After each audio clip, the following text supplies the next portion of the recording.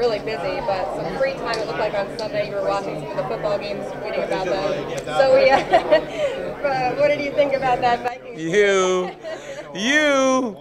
Look, I was on the plane. I scheduled my flights to get here right as the Saints game was starting. So on the way back from the airport, I'm using my iPad to watch the game. We get to the hotel and we're watching it. Now we packed our bags carefully, but there was one very special bag.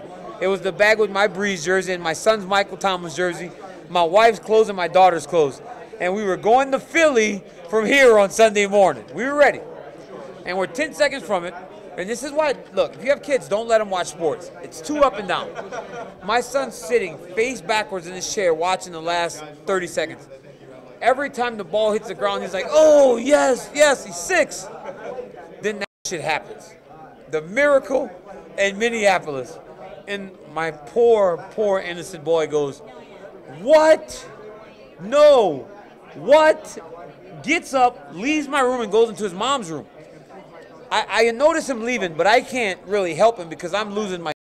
I got a fight this weekend, and I kicked the freaking wooden chair.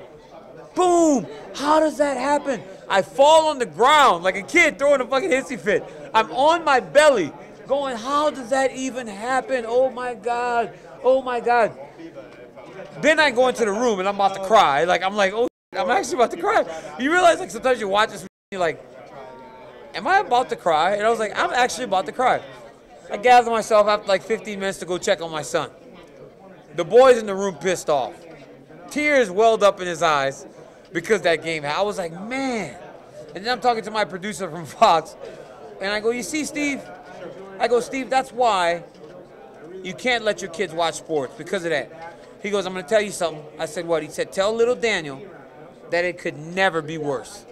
He said he just experienced sports at the absolute worst at 6 years old. And I was like, well, I guess that was valuable learning experience, but holy, what an experience for my poor kid, huh?